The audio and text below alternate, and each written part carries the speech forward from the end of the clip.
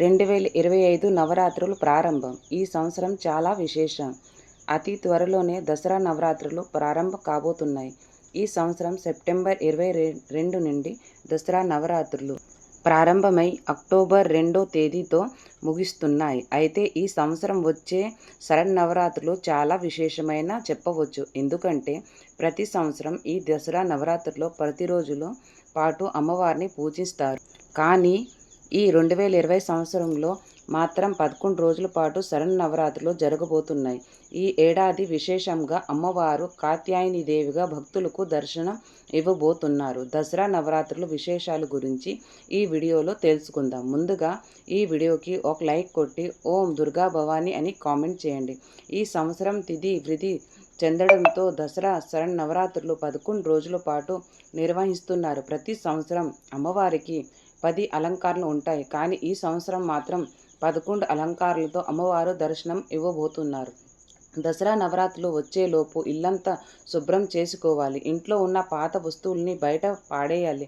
ఈ నవరాత్రులు 11 రోజుల పాటు అమ్మవారిని పూజించాలంటే పెద్ద ఆర్భాటం లేమి అవసరం లేదు. ప్రతిరోజు ఎలా అయితే పూజ చేసుకుంటారో అలాగే అమ్మవారిని పూజించవచ్చు. కానీ కొన్ని చిన్న నియమాలను పాటించాలి. ముందుగా ఈ దసరా నవరాత్రులు వచ్చేలోపు దుర్గా అమ్మవారి చిత్రపటాన్ని తెచ్చుకొని మీ పూజా గదిలో పెట్టుకోండి. ఇక ఆ దుర్గమ్మ ఇంట్లో కొలువైనట్టుగా దుర్గమ్మ ఫోటోను పూజ గదిలో పెట్టి చక్కగా దీపారాధన చేసుకోండి. అమ్మవారు అనుగ్రహం మీ ఇంట్లోపై ఎల్లవేళ ఉంటుంది. ఈ దసరా నవరాత్రిలో 11 రోజులు ప్రతిరోజు పూజ చేయాలనే నియమం ఏమీ లేదు. 11 రోజుల్లో మీకు కుదరని రోజుల్లో అమ్మవారి పూజించండి. ఇక మీకు పట్టిందల్లా బంగారమే. ఈ నవరాత్రులు ప్రారంభమై 1వ రోజు నుండి అంటే సెప్టెంబర్ 22 నుండి అక్టోబర్ 2 వరకు మీ ఇంటి గుమ్మం ముందు తప్పనిసరిగా స్వాస్తి గుర్తును ఉండాలి.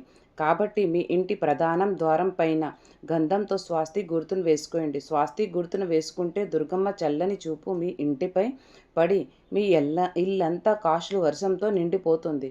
అయితే ప్రతి ఒక్కరూ తెలుసుకోవాల్సిన అతి ముఖ్యమైన విషయం ఏమిటంటే ఈ నవరాత్రులు 11 రోజులు మీ పూజా గదిలో కలశం ప్రతిష్ఠించి అమ్మవారిని పూజిస్తే చాలా మంచిది. సెప్టెంబర్ 22 నవరాత్రులు మొదటి రోజున మీ పూజా గదిలో కలశం ఏర్పాటు చేసుకొని నవరాత్రులు చివరి రోజున అనగా అక్టోబర్ 2 దసరా రోజున ఇంట్లో పూజ చేసి కలశాన్ని కదిలించవచ్చు.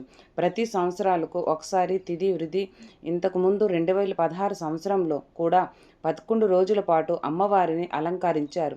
ఇప్పుడు మళ్ళీ విధి పద్ధతి సంవత్సరాల తర్వాత 2020 సంవత్సరంలో 11 రోజుల పాటు అమ్మవారు దర్శనం ఇవ్వబోతున్నారు. కాబట్టి ఈ సంవత్సరం వచ్చే దసరా నవరాత్రులు చాలా విశేషం అని చెప్పవచ్చు. మళ్ళీ ఇలాంటి నవరాత్రులు రావడానికి ఎన్నో సంవత్సరాల వరకు ఎదురు చూడవలసిందే. ఇది 11 రోజుల పాటు ఒక్క రోజును కూడా ఒక్క అలంకారంతో అమ్మవారు పూజించుతుంది. 11 రోజులు అమ్మవారి అవతారాలు, ఏ నైవేద్యాలు సమర్పించాలో, ఏ పూలతో పూజించాలో, దైవ మంత్రాల గురించి ప్రతి ఒక్కరూ తప్పనిసరిగా తెలుసుకోవాలి. ఈ 11 రోజులు ఎవరైతే అమ్మవారిని భక్తి శ్రద్ధలతో పూజిస్తారో అలాంటి ఇల్లుపై అమ్మవారి కటాక్షం ఎల్లవేళ ఉంటుంది. 11 రోజులు పూజ చేయడం కుదరకపోయినా కనీసం దుర్గాదేవి స్మరించుకునే సరే ఎన్నో శుభ ఫలితాలు కలుగుతాయి. అక్టోబర్ 2వ తేదీన గురువారం నాడు దసరా పండుగ వచ్చింది. అక్టోబర్ 2 ఉదయం 7:30 నుండి 10 గంటల వరకు అత్యంత శుభముహూర్తం ఉంది. ఈ సమయంలో అమ్మవారిని పూజిస్తే మీ పూజకు రెట్టింపు పుణ్య ఫలితం కలుగుతుంది. ఈ దసరా పండుగ రోజున రాజరాజేశ్వరి రూపంలో అమ్మవారు దర్శనమిస్తారు. అయితే ఈ దసరా పండుగ రోజున జమ్మి చెట్టు రాజరాజేశ్వరి రూపంలో అమ్మవారి కొలువై ఉంటారట. కాబట్టి దసరా పండుగ రోజున ప్రతి ఒక్కరూ జమ్మి చెట్టును పూజించాలి. అప్పుడు అమ్మవారి కటాక్షం సంపూర్ణంగా కలుగుతుంది.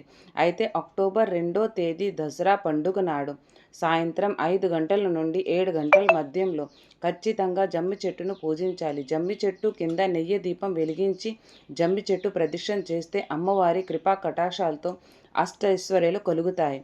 మీ మనసులో ఏదైనా కోరిక ఉంటే ఆ కోరిక వెంటనే నెరవేరాలంటే ఒక తెల్లని కాగితం పైన మీ కోరికను రాసి ఆ చీటిను జమ్మి చెట్టుకు కట్టండి. తద్వారా మీ కోరికలు ఖచ్చితంగా నెరవేరుతాయి. ఈ దసరా పండుగ రోజున జమ్మి చెట్టును బంగారంతో పోలుస్తారు. కాబట్టి జమ్మి ఆకులను మీ ఇంటికి తెచ్చుకొని మీ బీరువాలో పెట్టుకోండి. విపరీతమైన ధనలాభం కలిసి వస్తుంది. ముఖ్యంగా ఈ విజయదశమి పండుగ నాడు మీ ఇంట్లో ఉన్న వాహనాలకు ఖచ్చితంగా పూజ చేయించుకోవాలి. కొత్త వాహనాలకైనా లేదా పాత వాహనాలకైనా సరే ఈ దసరా పండుగ రోజున వాహన పూజ చేయించుకుంటే రాబోయే రోజుల్లో ఎలాంటి ప్రమాదాలు జరగకుండా ఉంటాయి. ఈ దసరా పండుగ రోజున అత్యంత శుభకరమైన విజయం ముహూర్తం ఏర్పడుతుంది. ఈ విజయం ముహూర్తం అంటే ఈ సమయంలో ఏ మంచి పని ప్రారంభించినా ఖచ్చితంగా విజయాలు సాధిస్తారు. పాల సముద్రం నుండి మందించినప్పుడు అమృతం ఉద్భవించిన ముహూర్తమే ఈ విజయ ముహూర్తం. కాబట్టి ఇంతటి శక్తివంతమైన విజయ ముహూర్తం అక్టోబర్ 2వ తేదీన దసరా పండుగ నాడు మధ్యాహ్నం 1:50 నుండి 2:35 వరకు ఉంటుంది. ఈ సమయాన్ని ప్రతి ఒక్కరూ గుర్తుపెట్టుకోండి.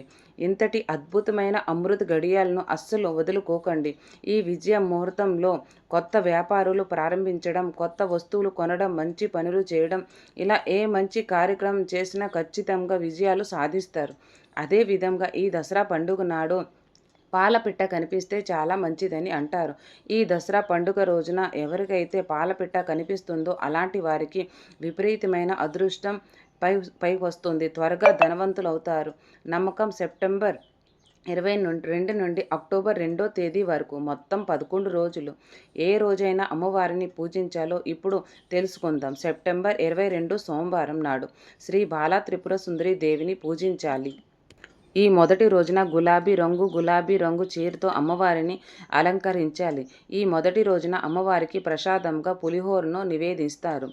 ఇక సెప్టెంబర్ 23 మంగళవారం నాడు అంటే 2వ రోజున అమ్మవారిని గాయత్రీ దేవిగా అలంకరిస్తారు. ఈ రోజున నిరంజన రంగు చీరలో అమ్మవారిని అలంకరించాలి. అమ్మవారిపై నైవేద్యంగా కొబ్బరి అన్నం, కొబ్బరితో తయారు చేసిన పాయసం లేదా కొబ్బరి లడ్డూలను నివేదించాలి. సెప్టెంబర్ 24 బుధవారం నాడు అంటే 3వ రోజున అమ్మవారిని అన్నపూర్ణ దేవిగా అలంకరిస్తారు. ఈ రోజును పసుపు రంగు చీరతో అమ్మవారిని అలంకరిస్తారు.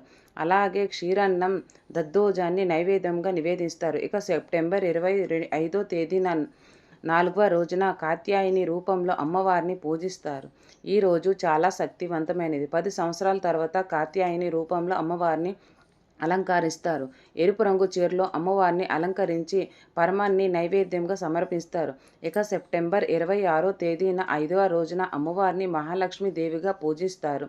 ఈ రోజున గులాబీ రంగు చీరలో అమ్మవారిని అలంకరించి చక్కెర పొంగలిని నైవేద్యంగా సమర్పిస్తారు.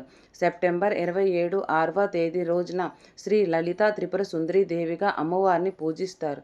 ఈ రోజున అమ్మవారిని ఆకుపచ్చ రంగు చీరతో అమ్మవారిని అలంకరించి పులిహోర అలాగే పెసర బూరులను నైవేద్యంగా సమర్పిస్తారు. ఇక సెప్టెంబర్ 28 7వ రోజున మహాచండీ దేవిని అమ్మవారిని పూజిస్తారు.